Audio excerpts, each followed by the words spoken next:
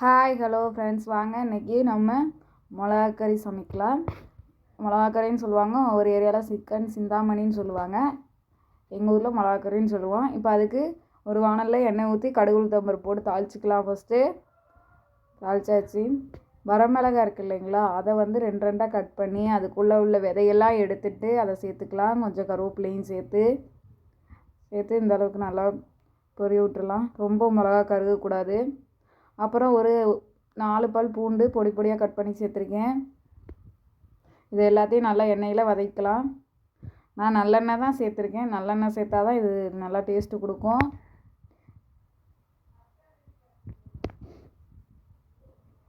இப்போ ஒரு 2 medium size வெங்காயம் நீட்டாக கட் பண்ணி சேர்த்துக்கிறேன். இந்த அளவுக்கு நல்லா கைவிடாமல் 2 நிமிஷம் வதக்கலாங்க. இப்போ இது கூட தேவையான அளவு உப்பு சேர்த்துக்கலாம். பாருங்கள், நான் இந்த அளவுக்கு உப்பு சேர்த்துக்கிறேன். உங்களுக்கு எந்த அளவு தேவையோ அதை சேர்த்துக்கோங்க.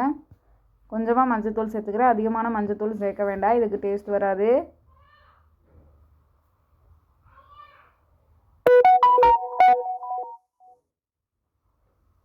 சேர்த்து நல்லா வதக்கலாம். நான் ஒரு 300 கிராம் சிக்கன் எடுத்துகிட்டு வந்து இந்த மாதிரி பீஸாக கட் பண்ணி எடுத்துருக்கேன், சின்னதாக. இப்போ அதையும் இது கூட சேர்த்துக்கலாம். சேர்த்து நல்லா வதக்கலாம். எந்த அளவுக்கு நல்லா வதக்குறோமோ அந்தளவுக்கு டேஸ்ட்டு கொடுக்கும்.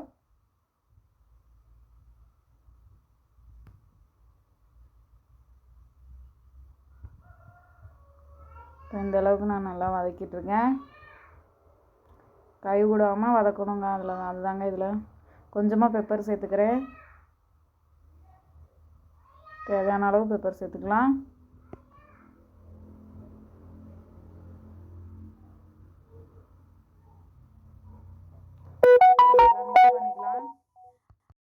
இப்போ நல்லா மிக்ஸ் பண்ணிக்கலாம்.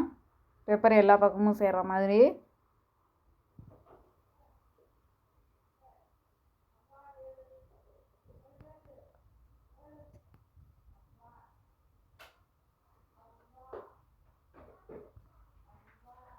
பாருங்கள், இந்த அளவுக்கு நல்லா கறி வதங்கிட்டுருக்கு. இதில் கை விடாமல் நல்லா மிக்ஸ் பண்ணிகிட்டே இருக்கணுங்க.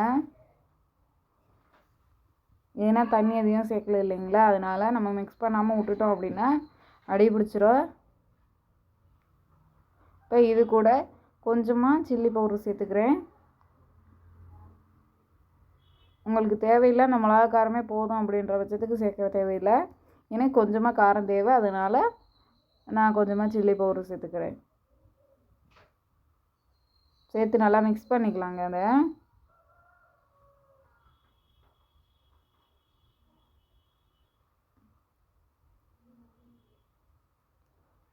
எந்த அளவுக்கு நல்லா மிக்ஸ் பண்ணுறோமோ அந்தளவுக்கு நல்லா டேஸ்ட்டு கொடுக்கும். பாருங்கள், இந்த அளவுக்கு நல்லா கறி அந்த சுருங்கி நல்லா இன்னும் கொஞ்சம் நேரம் வெந்ததுன்னா போதும். ஒரு டிஃப்ரெண்ட் டேஸ்ட் இருக்கும். இது நல்லெண்ணெய் சேர்த்தா இன்னும் டேஸ்ட் அதிகமாக தான் இருக்கும். நீங்கள் முடிஞ்ச வரைக்கும் நல்லெண்ணெயே சேர்த்து செஞ்சுக்கோங்க. நிறையா ஃப்ரெண்ட்ஸ் என்ன பண்ணுறீங்கன்னா, வீடியோ பார்த்துட்டு அப்படியே போயிடுறீங்க. மறக்காமல் சப்ஸ்கிரைப் பண்ணிக்கோங்க. அப்போ தான் நாங்கள் போடுற அடுத்தடுத்த வீடியோ உங்களுக்கு நோட்டிஃபிகேஷனில் வந்து சேரும். இப்போது கறி நல்லா இந்த அளவுக்கு வெந்துருச்சு. நம்ம கொஞ்சமாக எடுத்து டேஸ்ட் பார்த்துடலாம்.